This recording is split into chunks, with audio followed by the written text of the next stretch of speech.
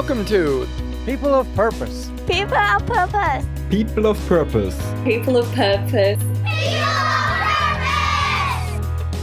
People of Purpose is a podcast of inspiring people whose stories help you see things differently, live with intentionality, elevate the way you participate in the world, and take the necessary leaps in your life to seek and find your passions. Come with us and develop the courage to wholeheartedly pursue your purpose and unleash your truest potential.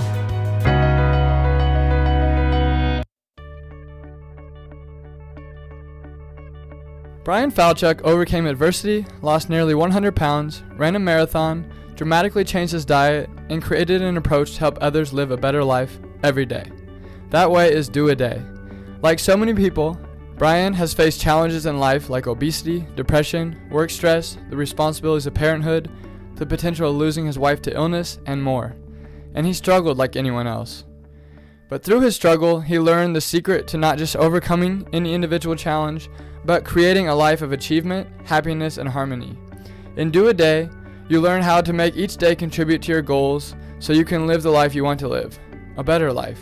Do a Day frees you of the burden and judgment of yesterday's choices while relieving you of the pressure of what tomorrow may bring.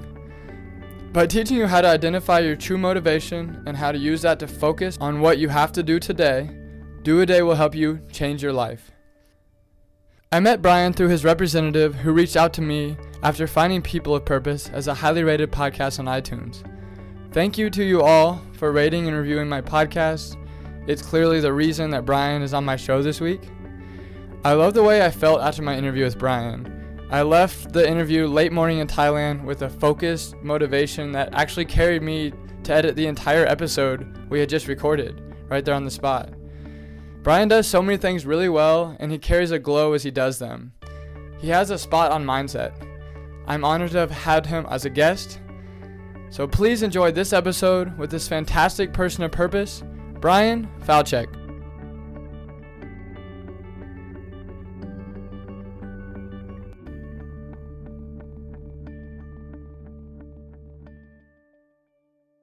My wife got sick.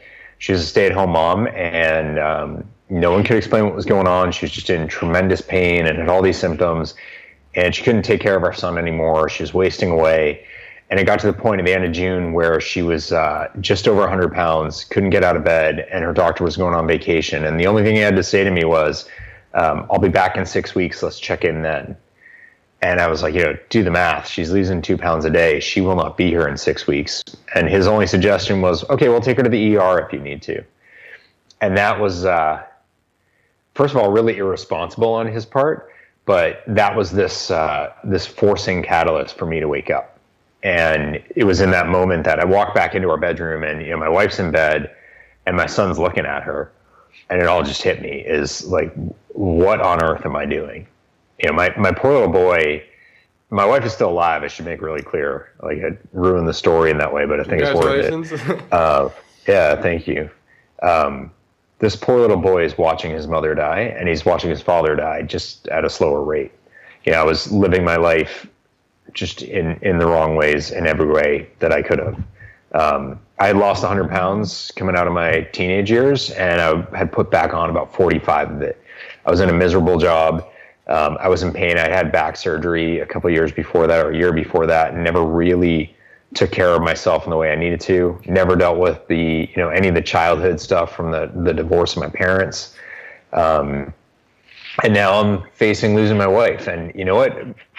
Every spouse or half of spouses will face losing their spouse at some point in their life, but usually it's when you're like in your 80s, not typically when you're 32 and had your first kid and starting to talk about having your second.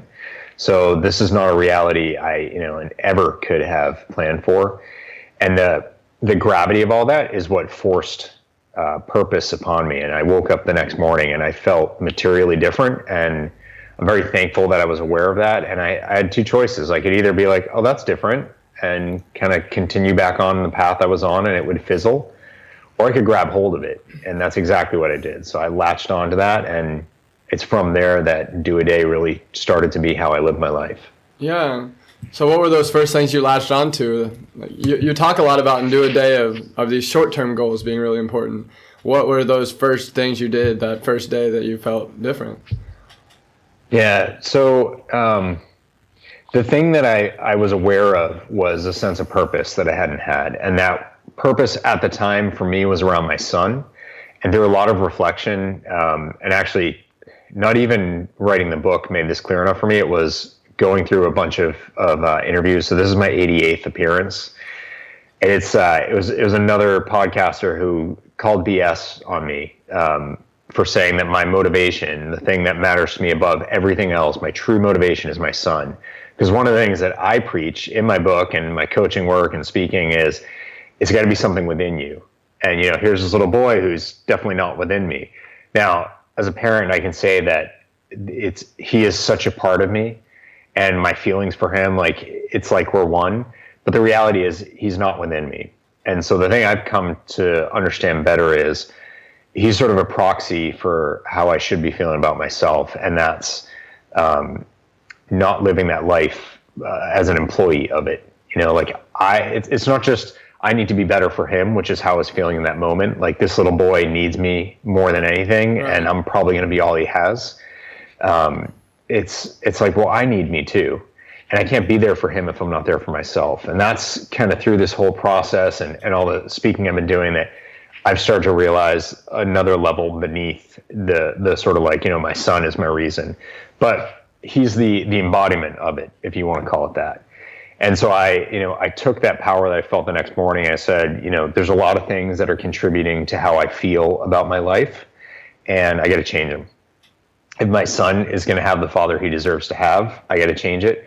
If my wife is going to have a chance in hell to beat this thing with my help, I got to change these things. And lastly, for me, because I want to feel different. And so the three key things were, one of them was my weight. I was about halfway back to where I had been before. I didn't look obese. I definitely was obese as a kid. I just looked American. Like, no one would have looked at me and thought twice. Right. But I felt miserable, physically and emotionally, is all intertwined. And it's because everything I did was without any real mindfulness or purpose to it. So I used to work out every day, and I'd get on the elliptical, I'd block the screen with a magazine, play some music, and next thing I know, it's beeping because it's done. And, maybe I was a little sweaty. So that morning I was like, if I'm going to change my physical situation, I need to know where I'm heading. So I was 222 pounds, and I set a goal, and this was July 1st. I set a goal of 185 by the end of the year. Mm-hmm. So, that's a real amount of weight. It's not like lose 5 pounds, don't eat for a couple of days or eat less and you'll get there. This is real. I have to plan for it. I have to take specific actions. I got to do something. And I write down what I did every day and track my weight every day. So I put structure around the whole thing. I got on the elliptical that morning, did an interval program, and I pushed the heck out of myself. I was exhausted and drenched by the end of it. But I had this huge smile because I was like, I did that with purpose. Yeah. And that's not how I've been doing anything, So that was the first, I can do this one. My job wasn't getting to be in a good place. I joined a company that the founder was still running it, and he had to step down. He has cancer, or he had cancer, and he ended up passing away. But when he transitioned out of the leadership role, some very capable, very skilled people came in, but their values were different. And so politics really crept in a way that they hadn't been there. And so I was, not really enjoying my job anymore. And it was getting more and more disaligned or misaligned with my values. So that was the second thing. And that was going to take a little bit more time. I had to do networking and think about where I want to head. That was more than just a, by the end of the year kind of thing. Yeah. So that was another goal. And the last one was this thing I've been putting off since I was 5 years old. And that was dealing with the actual underlying reasons why any of these other things were not okay. The issues within me that every time, my wife has been super supportive of me talking to someone and trying to get some help for just working through what I'm carrying with me since I was a little kid. And I always had every excuse in the book, I'm too busy, or you don't understand, I go to work all day and I come home and then, you need me, or I want to spend time with you guys, and now she's sick. So it's like, I can't just leave, and we've got these medical bills for you. I can't add my, every excuse, and they're all valid, and I could still go. So yeah. It's like, yes to all that, and here's the phone number, Right. So being accepted for who you are. Yeah. So we found a way. Like I made time, we got some help, and I started talking to someone, and it was really helpful. And it wasn't like I went to 5 sessions and I was done. That's something I will continue to work on. And so when you said short-term goals, I had specific goals about getting to a different place, but none of them was so time-bound as to have passed and then been irrelevant. So like when I work with someone on their wellness, it's not like, get in shape for your wedding or for your high school reunion or for beach season. Like that's something that as soon as that event happens, where are you left? And you hear this from runners who race is like, as soon as the race is over, they're desperately looking for another race because suddenly they have no direction. Yeah. So for me, it wasn't about like get to 185 and you're done, or do 5 sessions with a therapist and then you're totally fixed. It's like, look, I'm trying to get to 185 because I'm trying to have a healthy life. And so that's about like achieve a level, and then there's a maintenance program that's going to go into that. There's a different way of living my existence. Right. So I used to say like I spent the first half of my life obese and the second half trying not to be. I wanted to get to a place where I wasn't trying not to be fat, because that, like, again, like being an employee of your life, that doesn't sound very good, does it? Right. I just want to be a healthy person. So this was about transforming my life, and there were short-term goals in the sense of steps to get me there.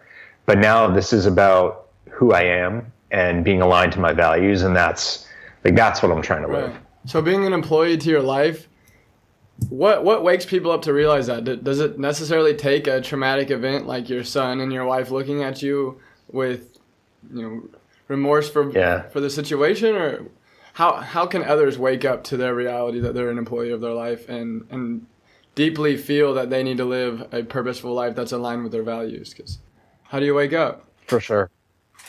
Yeah, and that's actually some of the pushback I get, especially with coaching clients, is they're like, well, you had this thing thrust upon you, and so you kind of had no choice. And I disagree. I did have a choice, but I agree with them that it was thrust upon me. And they're like, no one stuck a gun in my face. No one has, taken my spouse from me, or, like whatever. The first podcast I did, the guy was a Navy SEAL, and he was blown out of his vehicle by I think an RPG. A rocket-propelled grenade, a rocket-powered grenade, and left for dead on the side of the road in the desert. Like that was his moment. Like, these are some serious, like, change your life kind of epiphany moments. And for people who don't have that or don't believe that they've had that, maybe they have and they just haven't valued it. They're like, so I can't change. I can't get better. I can't figure out my true, my true motivation, my true purpose. And that's what my coaching work is, to help people figure that out. And I do think you can get there. It takes a number of questions, and it takes a willingness to answer the questions and have the answers not be good enough and get in deeper underneath them. But all that is predicated on 2 basic things. Is one, you got to get really introspective in a way that many people just don't do on a day-to-day basis. We all kind of live surface level, especially if you're doing that employee of your life kind of thing. Right. You're just getting by. You're not really digging into it. So that's one, and that can be scary for some people. And the other is you got to start from a stable ground. And so when I talk about the foundation that you're building is your motivation, but the foundation's got to be on solid ground, and that ground is self-love. And some people get kind of squeamish when I say that, like, that sounds hippie or touchy-feely. Like, I don't really care how the word choice feels to you. The point is really solid. If you are putting yourself down, if you're boxing in your capabilities, it doesn't really matter what your motivation or your goals are, you're not going to think you can do it. So how far are you really going to get? Right. So you got to work on just like allowing for the possibility that you can achieve something, that you deserve to have these things, that, if you reach your goal, a lot of people don't feel deserving of that. And so they self-sabotage, and they may not be aware of any of that. But I do find that pretty consistently. Like, for anyone who pushes back, I'm like, go to someone's house for dinner and compliment them on the food and watch their response. And inevitably, like, be like, oh, the chicken was great. Yeah, but they say but, and then something they did wrong. Yeah, but I didn't season it. They may not even say yeah. They may not even say thank you. It's like immediately someone said something good, I'm going to put up a wall and, force that goodness away because I must have screwed up. What do you want your clients to say if they're in that situation? If they've made it really good chicken, what's the proper response for someone who has self-love? It's pronounced thank you. Like, just say thank you. So what I tell them is stop the but. Like, as soon as you get to a place where either someone said something good to you about you, or even you have said it, and you feel that word but coming in, just stop. I was working with someone who was struggling to find a job, and it's just had this incredibly negative self-image. And so much of it was, I'm not good enough, I'm not smart enough, I'm not a qualified candidate, et cetera, to the point that she actually got a job offer, and they were really desperate for her to start, because they liked her so much. And she called me because she was really uncomfortable. She's like, something's very wrong with these people. And she wasn't kidding. She genuinely was like very uncomfortable that someone actually thought she was good enough, so they must be broken. And when we talked about, I'm like, you went to college, right? Yeah, but it wasn't that good of a school. I'm like, wait, was it or wasn't it? She's like, well, it was a top 10, but it was like, okay. So it was a good school. Yeah, but it wasn't in America. Okay, but it was a good school in the context it was in, right? Yeah. How were your grades? I got, just under a 4.0. I made Dean's List or whatever. And I was like, that's great. Yeah, but it really wasn't relevant for what this job is. It's like, wow, yeah. You went to a tough school and you got good grades. Okay. It's like, and she's like, but that was 10 years ago. And so even if it was, I was like, I'm not talking about that. I just said you went to a tough school and you got good grades. Just stop there. And she was just so uncomfortable. What is that makes people like that? Is that a cultural thing to have to exercise some sort of feigned humility, or is it some sort of self-loathing thing that's specific to certain people? It can be all of the above. I do think societally, and some cultures have this stronger than others, but speaking to the US, like that is a big part of our culture, and we pass it off as humility, but it's not, or we think it's funny. But I tell people, listen to people talking about how little they slept. It's like it's a competition to see who had it bad, who had it worse. Yeah. It's like, oh man, last night I pulled an all night, I got like 2 hours of sleep. 2 hours? Like, were you like at a spa? I didn't sleep at all last night. I was at the office until 5 a.m. this morning. I just went home to get a new pair of socks. Like, we champion the hard work ethic. Yeah. Like we all have it so bad. And, but society celebrates that. The people who are burning the candle on both ends, the people who have it so bad, there's always someone who has it worse. And we're like in this competition to put it down. So that's one reason. The other is I was a management consultant for 6 years, which means my job and the way I was financially rewarded was by looking for what's wrong and trying to fix it, which is a really great skill to have and absolutely ties to my whole childhood issues. Like I was constantly watching for what was going to break so I could fix it. So it was, great job for me, but it means I was totally conditioned, or in my case, it reinforced the conditioning from my childhood to just look around, walk around looking for problems. And we end up doing that to ourselves. We do that to each other. People bring that home and they treat their relationships that way. We end up looking for the things about our partner that bother us instead of just saying like, look, that's who they are, but God, I love this about them. We don't celebrate the good stuff. We just focus on what needs fixing. Yeah. And that is societal. And a lot of jobs are like that now. So it's like subconsciously or unconsciously, it's all getting reinforced. Right. So what brought you to the recognition that others need so much help? Is there some sort of story that convinced you to go from all this self-help to actually writing Do a Day and being like such a like a producer of more people like you? Yeah, so it was a mix of two things. One was an accident or kind of serendipity. So like when I was losing weight, one of the things I felt was really important was to create a bit of social pressure and support. So I put it out there on Facebook, and I wasn't a big Facebook user. I put it out there what my goal was, and I would keep little updates going. And people came out of the woodwork and they'd start to support me. And some others would then send me a message and be like, hey, I saw the progress you're making. That's awesome. And I should say I hit my goal like 2.5 months early. And by the end of the year, I got down to 180, which is basically where I've been since the end of 2011 without really having to focus on it. So that, like I got there and people saw that and they saw it happen quickly and they saw how happy I seemed to be. Yeah. I'm glad we did a video call. You can see right now that you look very fit. I'm a little bit grayer and there's some more beige if I put my head down and you can see the top of my scalp a little bit more, but otherwise I'm smiling. So people start to reach out and they're like, I love what you're doing. I'm really struggling with that. Can you help me? Or what did you do? And so I just I fell into the coaching thing serendipitously. So that was one piece of it. And what I found through doing it, and this was like a side hustle, I still had my day job. I got out of that bad job I mentioned, and I happened to have gotten into a worse job, but I left that pretty quickly and it made for a great article for Inc. So it's not all bad, silver linings.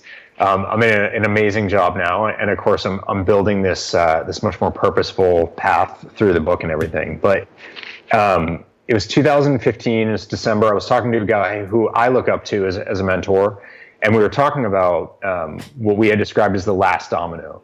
So it's like, what's that last domino you're trying to knock over? Like, what's the ultimate place you're trying to take this coaching work? Because what I was saying to him is how much I love the coaching, and I'm like, it's not about the money.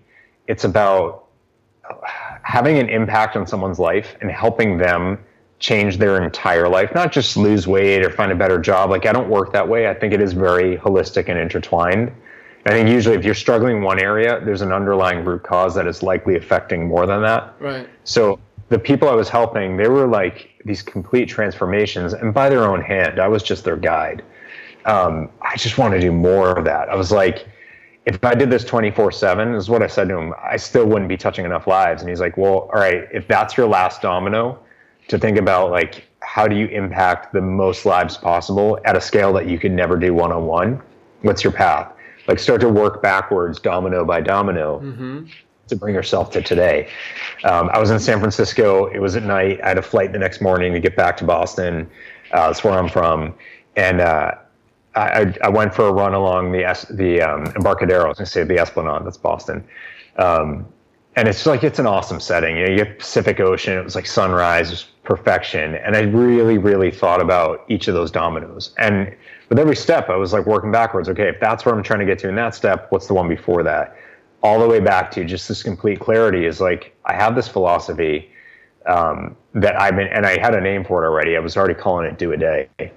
Like, I've been teaching people this for years. I've seen it work for myself, like, in a major way. And for all these other people I've been working with, I have to get that message out, and I need to do it scalably. And I'm not the kind of guy to sell a class online. Like, it's fine, but that's just not me. I loved blogging, and I loved just writing from my heart. So it's like, I need to write a book. And the rest of my run, I structured the book. I got back to my hotel room, showered, packed, headed to SFO, hopped on my plane, and I just started typing. It was like a 7-hour flight, and I wrote about 30% of the book on that flight. And it was just like crystal clear to me exactly what I needed to do with it. And that was the start of the journey. So it was like, the coaching thing kind of happened, not accidentally, but, just organically. And then the book, like, once it was clear, I love that domino analogy. Like, once I saw that last domino, and I just step by step. The cool thing with dominoes is if any of them's askew or it's out of line, the last one won't fall. Like, the chain breaks. So when you're faced with all these things to do, and this is something I face on a daily basis, you got to ask yourself, is this really in line for that last domino, or is this one slightly askew? And if it's slightly askew, you really should challenge yourself whether you can do it, or should you actually pass on it. We have to make those priority calls. There's too much good to achieve in life, and there's a million things taking our attention. So that analogy, I don't think he realized it when he mentioned dominoes, but that analogy has been huge to me. So, a lot of thanks to this guy, this mentor that I work with. Yeah. So it sounds like going on a run really created a lot of clarity, and you were also probably had primed yourself before that to be at that perfect place to where those dominoes could line up for you. That's really For sure. I was charging towards it. I needed someone to help me structure my approach a bit more. And he inspired that. Yeah. So my question is about, like, if the dominoes are out of line for people, if they're kind of staggered or missing, how do you stay motivated? How do you recognize that? How do you align them when you're hitting these roadblocks, having failures? What do you tell your clients? So I rely on a few things. The first and foremost is around your motivation. So motivation is not, someone cracking a whip. It's like, you call it purpose. It's your values. It's this one thing that is of the utmost importance to you above all else. You got to get back in touch with that. So just ask yourself, if you're having that feeling, it's like, how does this tie back to it? And not everything's going to show directly. Like, if it's about, my son and all those emotions I was talking about, how does, filling my car up with gas seem to connect to that? And do I really have to do that mental exercise if I need gas? I have an electric car, so I don't actually have this problem, but I'm theorizing. It's like, okay, well, he's going to want to go to karate later and I'm going to need that to be able to, like, you can make the connection. No, you don't have to do it with the little stuff, but the big things that are going to take you away from what you think is most important, you want to evaluate it. So like, I have to make these judgment calls between how much I push myself with promoting the book versus my day job versus being at home. And with every opportunity I get, I'm doing 2 TED Talks this year, and I got asked to do one that's on a weekend, which is great. It makes it really easy for my day job. I don't have to worry about, I got to take a day off or whatever. But it does mean I'm not going to be at home that day. So, how does that fit into the trade-off? And so then I need to go through that exercise with myself and ask, like, okay, what would this do for me, and how does that tie back to my motivation, my values, versus how would being at home and spending the time with my wife and son tie back to them, and which is the one that's aligned to that ultimate domino. So that's how I tend to do it. I did hear a really useful tip that actually from a friend of that mentor. He said there's only two feelings about anything you have to do in life. One is love and one is hate. There's nothing in between. And he uses that mentality as a forcing mechanism. Mm-hmm. There's do and do not. It's like Yoda, right? Like there's do and do not. There's no might or maybe or anything in between. So it's like, ask yourself, do I love that or do I hate it?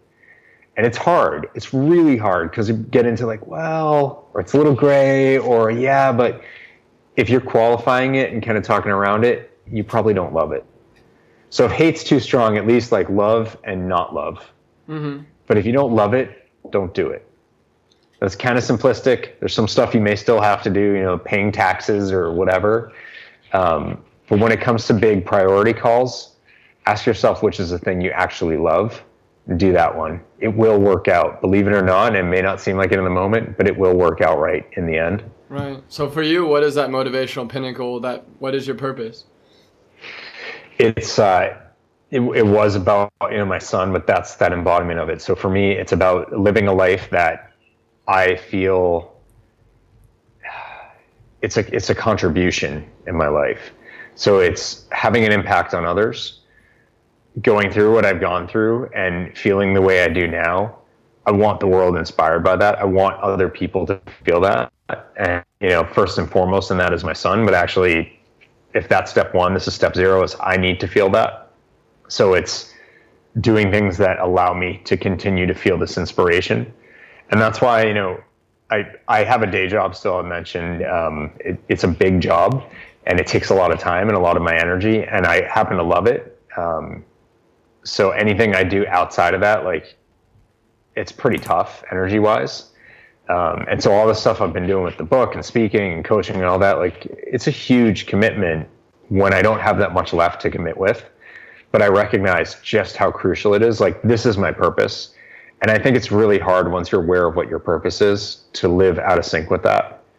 Yeah. So, it's hard when I'm in the day job, and I have moments where I'm like, I would much rather be, doing X, Y, Z tied to the book or helping someone rather than dealing with this like corporate issue. And what I remember is that day job right now is facilitating all the things that I love. So yes, of course, I would rather be, giving a talk to people in Hawaii or something like that. Sounds awesome. Or in Thailand with you.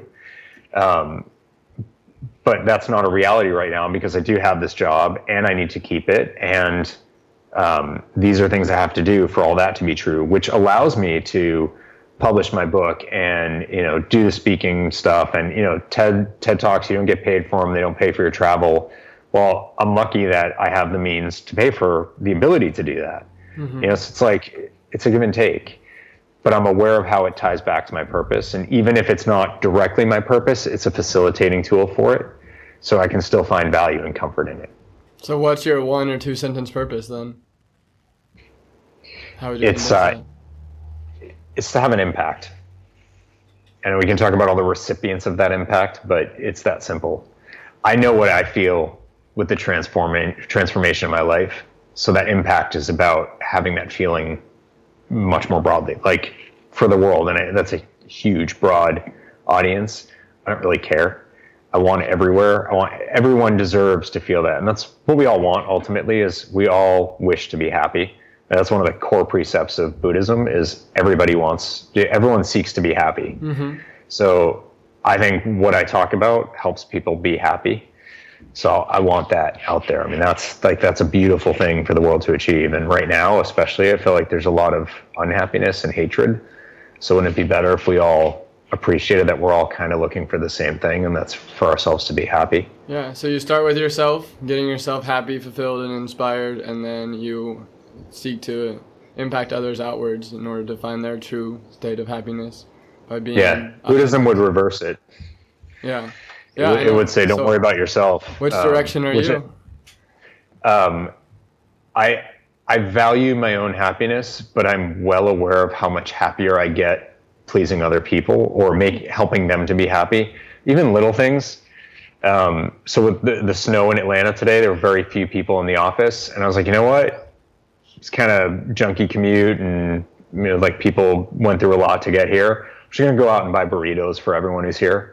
Wow. And it was like it was like 8 people plus me. It wasn't a huge thing, but it was like, that's a nice little thing that just, I mean, it was like the rest of their day, they started like miserable and like, just trudging through to get into the office and all that. And it was like a happy, fun kind of atmosphere later. So that, like, holding the door for someone, saying thank you, smiling at people, like all those little things, I actually feel uplifted from doing it. Right. So I think there's a lot of, like, my self-happiness will follow. So one other thing is Buddhism preaches like a non-attachment as well. Like you can't be overly attached to people as the source of your happiness. So what kind of place do you get in when you're being very isolated or in solitude? Like for me, I'm about to head to a 10-day silent meditation in Thailand at a temple. And I think a lot of that's going to be really difficult for me because I, like you, love to impact outwardly. I'm an extroverted person. I find a lot of joy and happiness by, talking with other people and finding out, like, seeing their light happen. Yeah. I guess when you're alone, when you have solitude, what's that source of purpose for you? So I spend a lot of time reflecting on a couple of things. One is how I felt in certain situations.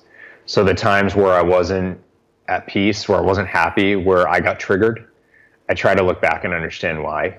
And I don't know why people are surprised by this, but it happens on a regular basis. Like, I'm not perfect. I'm not like everything's zen and copacetic now. Like, I have plenty of moments where I'm challenged and I get frustrated. And that burrito order, they put it through to the wrong location. And so, like, really? I had to wait another 20 minutes for them to remake it. Like, I was a little bit like, oh man, but then I was also like, and it's burritos and it's 20 minutes and who cares? So I'm interested in the oh man moments, and that was pretty minor. There's others that have been a lot more major. So I do spend a lot of time in reflection. I do think, so the non-attachment piece is really critical. And that's ultimately what I end up finding is I try to understand what I was attached to that made me feel the way I did. Like, why did I feel attacked? Why did I take that thing personally? And how else might it have gone down from the other person's perspective? If ultimately they're actually just trying to be happy, I don't think they went into it being like, my sole purpose in this interaction is to, piss off Bryan. It's probably like, well, they wanted some outcome that isn't necessarily aligned to the one that I went in wanting. And so they're just pursuing what they wanted. And that may mean that I'm a casualty. It's like I said to someone the other day, I got cut off on the highway and I smiled and I didn't care. And I think before this whole journey, there would have been a lot more horn honking and one of my fingers would have been raised. I'm not going to say which one. I probably would have tried to cut in front of him. It's like, what purpose? Like, all that guy's trying to do, he wasn't like, that's a car that I'm going to get in front of. It's probably like, oh man, I got to get home, or I have to get to, like, it was some kind of commercial vehicle. Like, I could get to my next job. He just wanted to be where he was trying to get to. And there was a lot of traffic, and cutting me off meant he was one car closer. And that's what his happiness was about in that moment. It wasn't like, he wasn't just trying to be in front of me personally. How do you gain control of your impulses? How do you practice mindfulness enough to be able to recognize, I shouldn't put that finger up. I should come forth with love. Because that's just not natural to a lot of people. No, and I love that even like the Dalai Lama will say that. There's a Buddhist monk who I was just pointing at her book, not that you could see that. I read a bunch of her books. Her name's Thubten Chodron. She admits it too. Like, we all have those moments, and the key is it can be done. It takes practice. And one of the key elements of do a day is like, just because you didn't do what you wanted to yesterday, you didn't perform the way you wanted to, or you didn't behave the way you wanted to, or something bad happened to you, or someone did something to you, doesn't mean any of that has to be true today. And it doesn't mean it's going to ever happen again in the future. But just because I had one of those moments, it doesn't mean it's all over. I can still reflect and I can still practice. So it's meditation. It is that reflection. I do a lot of writing, whether it's journaling or writing articles about it. So pause, reflect, pause, reflect. Reflect. Every day. And repetition. Yeah, the brain is super, super teachable throughout our life. Yeah. So, what does your practice look like to pause and reflect? Do you have a specific journaling technique you use or a meditation technique that you find to be particularly effective? So for journaling, I really just write. I mean, this is how I write everything. I just write as the thoughts are there and I let them develop, which is how, I write business articles that way too. I think I disappointed someone who asked me how I write my articles for Inc. Because I write for Inc. magazine every week, or how long it takes me. I think they were expecting hours. I'm like, 20 to 35 minutes, something like that. Because it's how I feel. Right. So I do allow the feelings to come out. I think being grateful for something on a regular basis is really helpful. And so it's a practice we have with our son is every night, going to bed, we all just go around cuddling in his bed and what are you most thankful for today? And the only rule is you have to have something. And the word most implies it's like the single greatest thing, but actually it's okay if there's 2 or 3 or 4. I don't really care, but it can't be 0. And what we find is those little practices bringing positivity and appreciation in, they do lead to more of that feeling. So I think it's really important to end your day that way. And I start my day, even if I can only get 5 minutes in, silence, no devices, first thing, when I wake up, I'm on my back, just peacefully breathing and just thinking through, okay, what is it that I'm here for? Like, what am I, what's my purpose? What do I care about more than anything? What are the things that I believe I have going on today? How do I bring alignment between those two things? Mm-hmm. And what's not sitting right with me that I need to reflect on a bit? So usually I give more than 5 minutes, but maybe I'm late for a flight or whatever. Right. I will cut something else off to make time for this because the payback's there, and the repetition is important. So, you miss a day, you may miss the next day too. Right. And your brain does better with that repetition. So you live with a great sense of intentionality and purpose that you just recharge yourself with immediately and then come back to on a consistent basis. So I try my best to, yeah. Yeah. What room do you leave for serendipity and spontaneity when you're thinking about designing your future? Like a lot of what I've read about your writing and your speaking is very goal-oriented. You work backwards, you break it down to short-term ones for a longer-term goal. What room do you leave for veering from that path and finding something that, it is also extremely inspiring and a new dream for people? That's an amazing question. And it's not that I haven't thought about it, it's that I've never questioned it. Because I haven't thought about being as goal-focused could completely squeeze out the capability to have serendipity. And I actually was thinking about this morning, that I don't believe in destiny or fate or predetermination at all. Because I believe we ultimately have choices with everything, even that which befalls us. Okay, we can still choose how we respond to it. And then you get into the existential stuff. It's like, well, if a boulder hits you and kills you, then you're not choosing anything anymore. It's like, okay, well, it's a whole other conversation. But yeah, I've had so much of that in my life that even if I know, I'm trying to get to this place, I can have my course plotted, but there's so many nuances that I'm never going to solve for, and I'm never going to pre-mark out. And even if I do, stuff will happen and it will throw me off course, and that's completely fine. So I'm not closed to a shift along the way. It doesn't mean in the moment I might not get a bit anxiety filled, because that's kind of, that underlying me. That's okay. I'm aware of it. I can reflect and I can move past it. But there has been more than enough openness in my life, despite having some direction. Like, it's not 100% of my life is goal focused. There's plenty of stuff that isn't.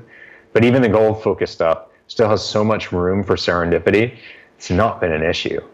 Like, I've had, I mean, the whole reason why we're speaking today, like everything around the idea for the book and how it went when it came out and all the people I've met, like all of it, totally serendipitous. Yeah. And, I mean, meeting my wife, you know, my son's like, there isn't anything in my life that I'm like, that's exactly the way that I planned it and it was executed. I mean, I did a marathon that was 5 months of exacting training and lots of stuff got thrown off in that, including the final marathon, which was way off plan. And that's okay, because I'm still a marathoner. And my next one will be a record then, because there's plenty of room left from the first one that didn't go so well. And that's okay. Yeah. Huh. Yeah, that's a really cool question, though. I just never contemplated it. I see, like, they could be disconnected, but I think I just leave openness. I'm not worried about it. Yeah. Yeah, I guess it's just a matter of preference. I'm someone that I think benefits from having loose structure and then having a lot of openness to serendipity and spontaneity in between. Yeah. I spent my last year in Thailand. I lived here for 15 months, and I was teaching about 4 hours a day, and then just seeing where life took me outside of that. Like, I would want to read a book, and then I'd want to go play basketball, and then I started a blog, and then I wanted to take a bus trip by myself on a weekend, and I wanted to see where I was going to stay, by who I was going to meet. Like, there's an element of spontaneity that I think adds a lot of zest to life for me. That's awesome. No, that's awesome. I spent a summer in China during college, and I had Chinese class in the morning, and then I taught English in the afternoon. And I actually, in a good way, I tested too high for Chinese class, so I got into a really high level, and I could do the work, but I had to put in so much time thinking and studying that if I wasn't in class or teaching, I was in my room literally like nonstop. Like, I didn't even go to like the little shack around the corner to grab food because I just couldn't. And so I went to my professors and I asked if I could be demoted to a lower class, which is the one I would have been a natural step from where my studies in the US had been.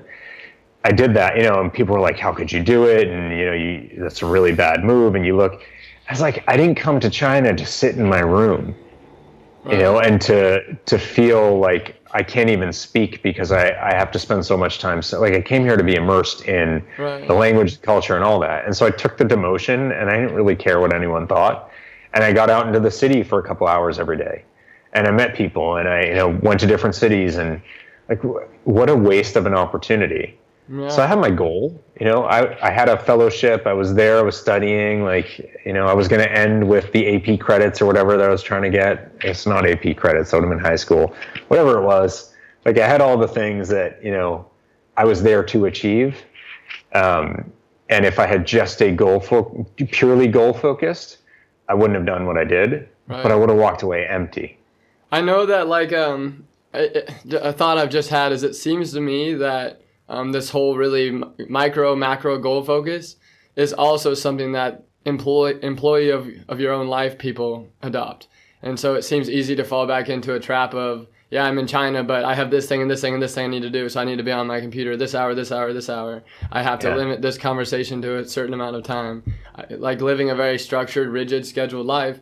And then it seems like you could fall back into the employee of your life mindset and get lost in those weeds. So have you had any situations like that where you gotta like allow people to just allow room for Yeah, I think self-judgment is actually the main culprit. It's not the goals. It's because I've been there. Is like I used to be a lot more paranoid about not working out. Like when I had first lost weight, I was so deathly afraid of gaining weight again that I was just constantly working out. And it was like anything that got in the way of that, I would just be a monster to be around. And I planned my life around protecting my workouts, whether it was the time to work out or like, well, if I don't get into bed by this time, then I'm going to sleep in and then I'm not going to work out in the morning. Like just catastrophizing. So I had an opportunity to do an interview with a show in the UK. And, with the time zone difference, I appreciate you accommodating right now, but they're 5 hours ahead, and the only time the guy records is 10 a.m. GMT, which is 5 a.m. for me. And I'm usually up between 4 and 5. So like I'd be awake for it, but that's when I'm in the gym. And I knew I had, stuff going on at work, and it was fine. Like I wasn't going to be able to work out the rest of the day. That would have meant I missed a day of working out. And I don't miss a day of working out. And if people find out about that, or if I gain the weight back on because I didn't work out that day, and it's like, dude, this show's awesome. I was a listener to his podcast. I loved him. Like, why would I fight that because, I needed to do 3 miles on the treadmill in my mind? Like, what a waste. And that's all judgment related, and it's all anxiety. So I was just like, here's a great opportunity. And somehow you will probably weigh about the same the next day, and no one's going to be like, he's a fraud. Take his certifications away. He's nothing. Don't buy his book. Like, go on Amazon. It's like, I saw this guy didn't work out the other day. Like, he's full of it. Don't believe him. You can't lose weight. Right. So it's just like letting go. I do think a lot of type A people have a lot of trouble letting go. I just talked to a girl who went 4 years straight of undergraduate at USC, then 4 years straight of medical school at Columbia. Now she's got her own practice, and she hears that I'm going to Thailand, and I've been in Nepal, and I've been in Cambodia, and I lived in Morocco, and all these things. She's like, I really want to... Jealous or judgmental? It's a positive judgment and / jealousy, but also like a kind of an admission that she can never do that. I'm wondering what that's about and what you would respond to someone like that. Well, I think she was caught in the trap, and some of us are raised that way. Others, it's a bit of our personality, but look, not everyone has a problem with it. And so I fully respect, like, everyone has their preferences. And as long as you're okay with that, genuinely deep down, like, you don't have to tell me you're okay. Like, you're answering for yourself. You're genuinely okay with that. And that really is what you care about. As long as you're living with purpose, I'm good. Yeah. But I think a lot of people deep down aren't. And I think a lot of people deep down are probably a lot more broken than they realize or they want to admit. Mm-hmm. And that's the ones I feel less good about. It's not for me to judge one way or the other, but I do wish better for them, but they got to be in touch with it. So if she has that feeling, I'm going to predict there's going to be a breakdown point where, she goes nuts according to, whoever has been watching her career. So, she gave that up, and I don't know, she flipped her, whatever, like just packed everything up and left. But that happens, is people, like, you boil a pot and force the lid down, eventually it's going to burst. Yeah. So I'm going to see how that plays out. I do think, the best time of my life was when I was marathon training. It's because I was in between 2 jobs, and I started working for a startup I had been advising. It was like my days were my own. I wasn't beholden to anyone. There was no type A about it. You could say, like, marathon training is pretty type A. It wasn't about that. I was out there at dawn every morning alone. It was all thinking. Like, that was pure philosophy, except the long runs. About half of it was like, wow, it's really hard to suck water out of this bottle because I'm really tired. But the rest of it was all like, it's just beautiful. It had nothing to do with, like, building to the marathon. Each run was just beautiful in and of itself. Yeah. That's not very type A. No, not at all. No, that's awesome. Yeah. One thing we haven't really touched on is the role relationships play in your purpose.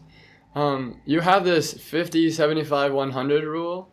I wanted to kind of unpack that a little bit more and kind of how it relates to your path of purpose. Like, it seems as if relationships can work, in a very positive way towards your purpose, and they can also really hinder you. They have an inherent giving outwardly to another person where you seem to kind of be sharing life sometimes. I'm wondering how you maintain independence towards your own self-fulfilling purpose, but how you can also include other people in a positive manner that impacts them and amplifies the impact of your purpose. So I'm stuck in what to answer, because 50, 75, 100 is about relationship dysfunction. Let's talk about that second. There's an underlying similarity here, and it goes right back to the non-attachment point that we had before. So you can allow someone in and to be a part of your journey without necessarily attaching to them. And non-attachment is it's not about not loving them and not respecting them and not valuing them. It's about getting past the point of just feeling that way and actually latching onto it and building them into something that they aren't, getting attached to that idea. And so all you're really doing is setting up for being let down. So if, if you put all of your success on the shoulders of this amazing person, and a lot of times, like, it's easy to think in a romantic situation, but this can be professional, it can be, parent, it can really be anything.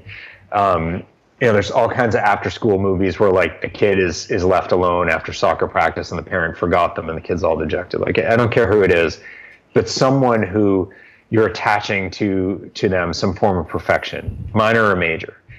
And guess what? We're not perfect. So at some point, they're going to let you down, and you're going to feel a lot worse than you would if you hadn't been attached. So it is really important to have a social network. I don't mean like Facebook and all that, like actual humans that you are connected with as a person. There's tons of research on that. Feeling supported, feeling loved and connected with others really does have value. I believe that we are social beings and we care about each other. We care, we want to be cared about. And that's kind of the first principle for children is they just need to feel cared for because they can't take care of themselves. And that's where my anxiety came from is I didn't, because, all the stuff going on with the divorce, I didn't feel like my needs were safe in terms of being taken care of.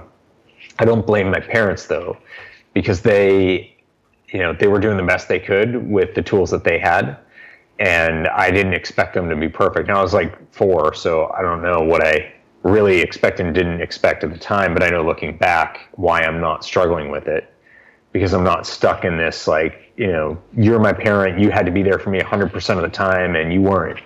It's like, well, that's not realistic. Right. So why am I going to hate them? And like, they were struggling and going through things too. So in a world of non-attachment, where you you embrace the fact that we are all actually just seeking to be happy, then you start to understand, like, everyone essentially is doing the best they can. And it may not be what you would do. It may be to your detriment, and it may not be good enough even for them. But for whatever reason, in that moment, that's the best they could do. And maybe it was something bad. Maybe they're very broken. Maybe they couldn't see through whatever they were going through. But ultimately, we all do the best we can in pursuit of happiness for ourselves. Yeah. And when you just allow that as the baseline instead of perfection, or, it's like you meet someone in your 20s and you get married and they're stunningly gorgeous, and then, life happens and you guys age, and the guy with the great hair is now bald, and the woman with the great body has had a couple of kids, and you guys both like to go for ice cream, and it shows, like, so you're not going to look the way you did. And that's okay unless that's what you were attached to. And so then you see people who stray because they're seeking for this unrealistic attachment to a physical persona that's just not going to exist anymore. So what should we attach to? Do you believe in a higher power or God or supreme being or energy? I do. That doesn't necessarily help with an individual relationship. So I think what you don't attach, but you allow for, people are a mix. And, Buddhism's got this whole idea of we're dependent beings or dependent arising. So it's like, I might think you're great. Someone who, like, didn't get along with you might think you're terrible. Well, you're the same person. So both of those perceptions of you are our own based on our interactions with you. You're not just great or terrible in and of yourself. Like, it's all about how we interact. Right. So, whether you believe in a higher power or not, that might help you see through these things and see the inspiration for it. And that can be helpful. But when it comes down to these two individual people, I think the word allow is a really crucial one. Like, you have to allow for people to be who they are, and for you to allow for that to be okay.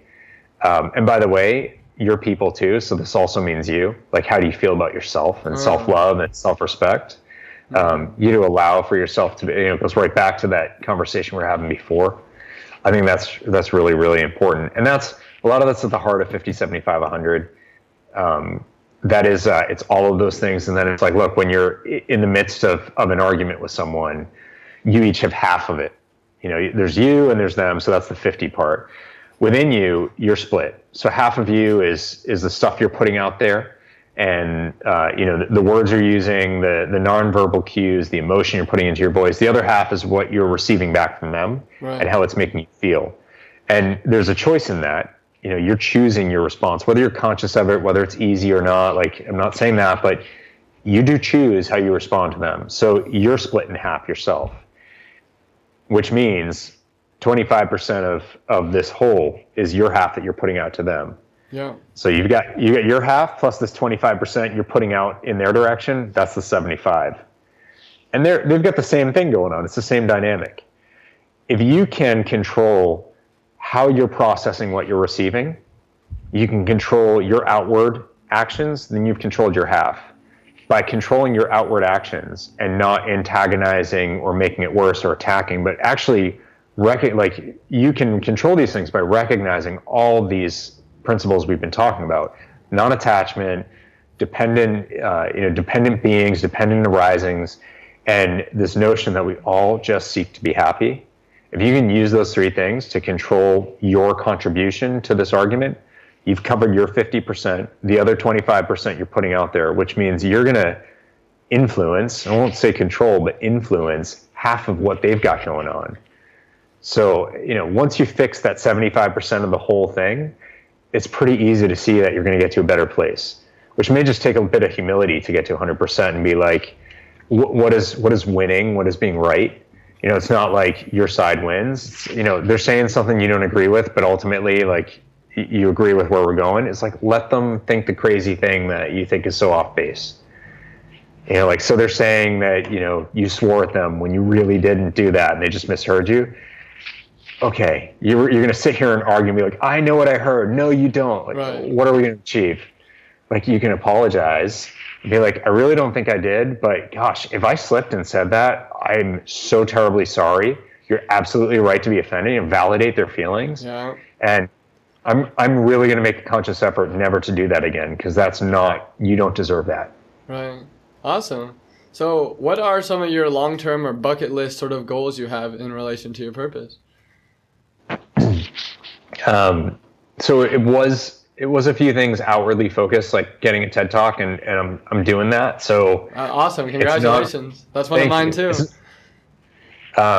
You can do it. I've proven that. Like, it's not as impossible as I thought.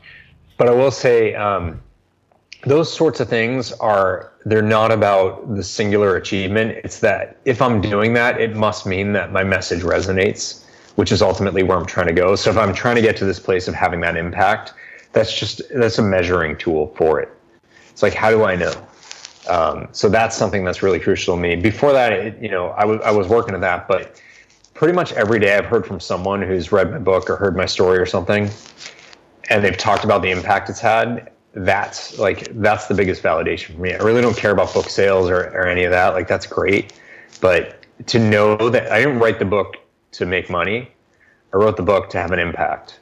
And I believe if you have a meaningful impact, money, stability, like, all those things will follow. If you go into it to make money, you're probably going to fail, or you're just going to be disingenuous and you're going to fail yourself. Right. So I went into it for my purpose. Whatever happens financially happens, but I hear it on a regular basis that it's resonating. So I'm like, this achieved what I wanted it to achieve, and I'm really satisfied by that. That's awesome. What are some of the things you want to put in your TED Talk? So one of them is on Do a Day. So it's talking about, this approach, and I tell a little bit about my story, to try to help inspire the audience. So I give them, here's a self-love piece, here's a motivation piece, here's how you set your goals. Now here's how you're actually going to live it, and that's Do a Day. The second one is 50, 75, 100, which will be my second book, which I've started. Not as quickly as Do a Day went, because there's a lot more research that goes into it, which is, all the Buddhism basically is the core of it. So I've been doing a lot of reading, because I want to do that justice, and I want to learn more. So the second TED Talk will be, I think it's in May of 2018, and my hope is to have 50, 75, 100 out by the end of the year. And we'll see beyond that. I'm not really worried. I just don't sweat stuff. Like, I've got things I'm trying to achieve, and whatever happens is going to happen, and that's okay. Yeah. Cool. Do you have any advice for people that maybe are in a similar spot as you? They have had that traumatic event, they have recognized their purpose, they want to give an impact outwardly. How do you get started with that?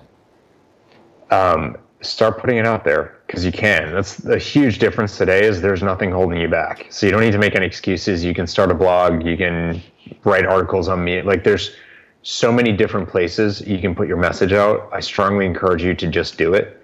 And it may go nowhere, but you'll grow for it. Like, one thing I was really clear on when I wrote the book is, if nobody buys it, I've still achieved what the bare minimum of what I'm hoping to achieve, because I've grown tremendously through the writing of it.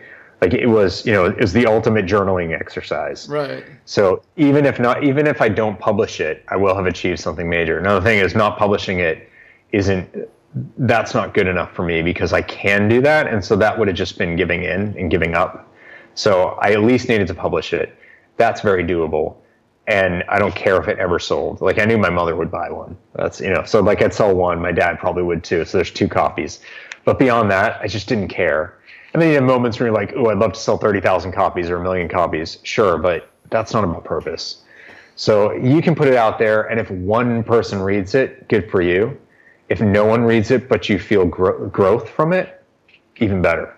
Yeah, awesome. That sums up why I started a podcast. Thank you. Perfect. That was not planted, right? No. Yeah, thank you so much for being on my podcast. I know you have another interview coming up soon, so I'll let you get going. I appreciate you reaching out and sharing your message, and it really resonates with me. I'm sure it will resonate with my listeners. Oh, I really appreciate that, and I appreciate you asking questions that get me to think, because that, like the serendipity versus goals one, that's never thought about that. I love that. That really, it got my mind going, so thank you. Good. Well, you're ahead of me. You got my mind going on several things that I hadn't thought about. Awesome. Good luck at your retreat. Yeah, thank you very much. That's awesome. Thank you so much, man. I'm not jealous, because I don't do jealous, but if I did, I would be. That's pretty amazing. And to do it, are you doing it in Thailand? Yeah. In northeast, like rural part of Thailand. It should be pretty exciting. Yeah, I love what you're doing. I want to keep seeing it. So good luck with everything. Sounds good. Thank you so much. Return. Have a good day. Bye, Bryan.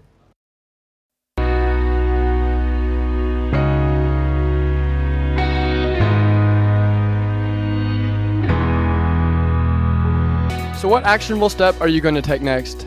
Do you have a lingering question or something you want help working through? Do you need support in doing what it's going to take to live your purpose? People of Purpose is here for you. Subscribe to the podcast and soak in the stories and words of our wonderful guests. Do you have any friends that might enjoy this episode or the podcast? Bring them on board as a podcast subscriber. If you want to actually see the guests behind the voices, as well as the purposeful people and communities I'm a part of around the world, follow the podcasting journey on Instagram at People of Purpose Podcast. You can connect with our purpose-seeking community on Facebook at People of Purpose by liking and following our page. Know the minute each new episode is published, hear first about upcoming People of Purpose opportunities, and receive regular tidbits of inspiration and media I'm purposely perusing, pursuing, and pondering. It's simply a regular dose of goodness, intentionally filtered by me, to nourish your personal path of purpose. For the ultimate engagement, join our intentional group Purpose Seekers from the Facebook page. Join in longer form discussions, link up with accountability partners, and share in opportunities and challenges to better know and grow in your purpose. Send me a direct message on either Facebook or Instagram if you want to talk privately and receive personalized guidance on how to raise your sails and right your ship. Come forth with your biggest dreams and aspirations, and I will do my best to connect you with the necessary resources and mentors from my network to start your trek along your personal path of purpose. Cheers, and here's to becoming